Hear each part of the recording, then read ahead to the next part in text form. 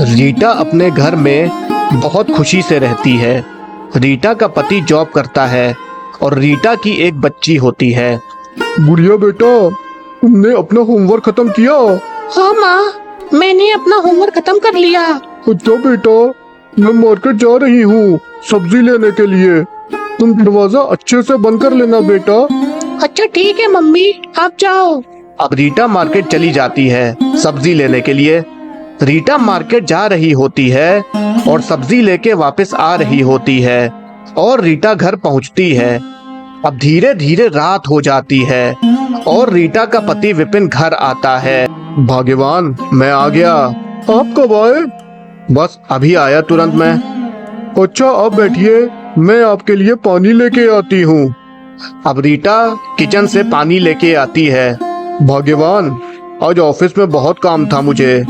हाँ, अब आप आराम कीजिए, मैं आपके लिए खाना लगाती हूँ। अंदर से विपिन की बेटी आती है। पापा पापा, मुझे इस संडे को कहीं घुमाने के लिए ले चलिए ना। बेटा, पापा अभी ऑफिस से आए हैं ना, पापा को आराम करने दो। चलो। गुड़िया बेटा, अभी पापा बहुत थक गए हैं, कल हम इस बारे में आराम से बात करेंगे। ठीक है पापा। अब अगले दिन विपिन रीटा से बोलता है।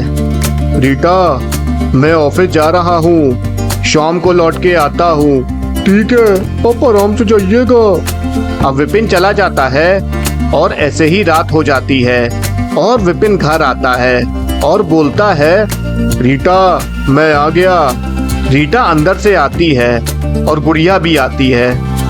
पापा बताइए ना, हम इस बार कहाँ जाएंगे?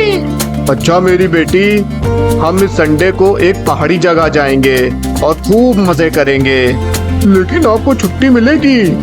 हाँ, अपने परिवार के लिए मैं कुछ भी कर सकता हूँ। अच्छा रीटा, कल मैं ऑफिस जाऊंगा और 2 दिन का काम खत्म कर लूंगा और हम कल रात में निकलेंगे। लेकिन कल तो संडे है ना। हाँ, मैं काम खत्म करके शाम को आऊंगा और हम रात में आराम से निकलेंगे। अब अगले दिन विपिन ऑफिस जाता है और रात हो जाती है और सब घूमने जाने के लिए निकलते हैं। अब तीनों गाड़ी से जा रहे होते हैं। आपको ऑफिस का काम तो हर्जा नहीं होगा ना? नहीं नहीं, परेशान मत हो।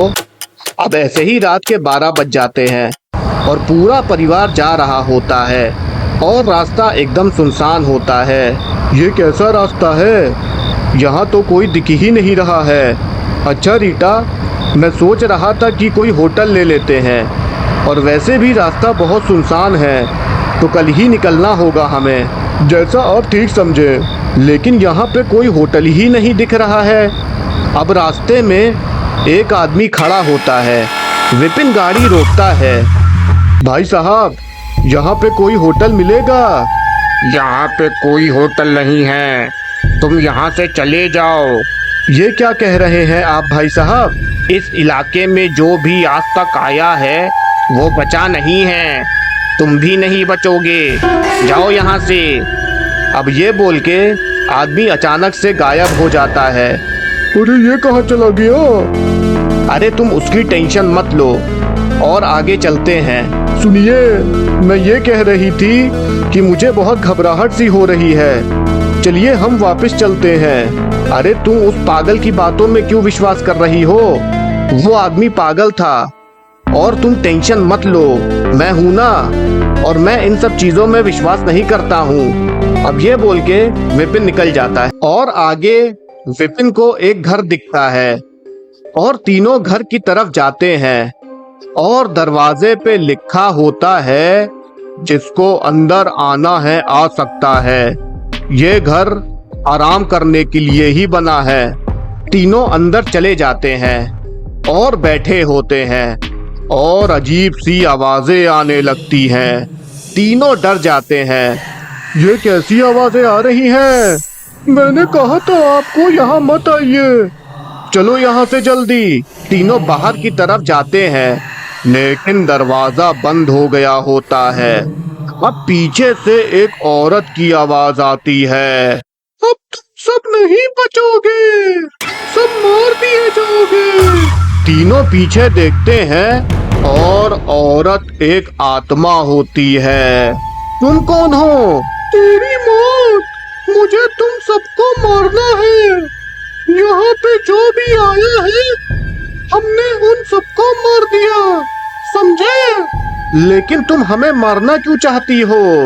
आज से 10 साल पहले मैं और मेरे पति ने जहर खा लिया था।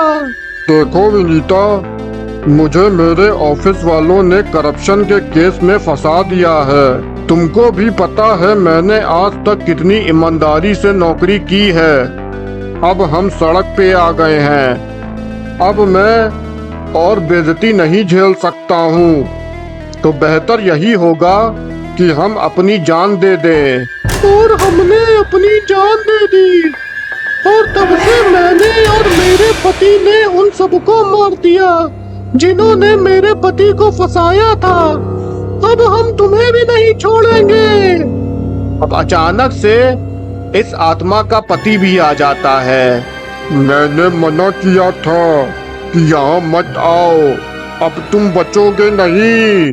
अब दोनों इन तीनों को भी मार देते हैं और दोनों गायब हो जाते हैं। तो दोस्तों, यही पूरी कहानी थी। अगर कहानी आपको पसंद आई हो तो चैनल सब्सक्राइब करें।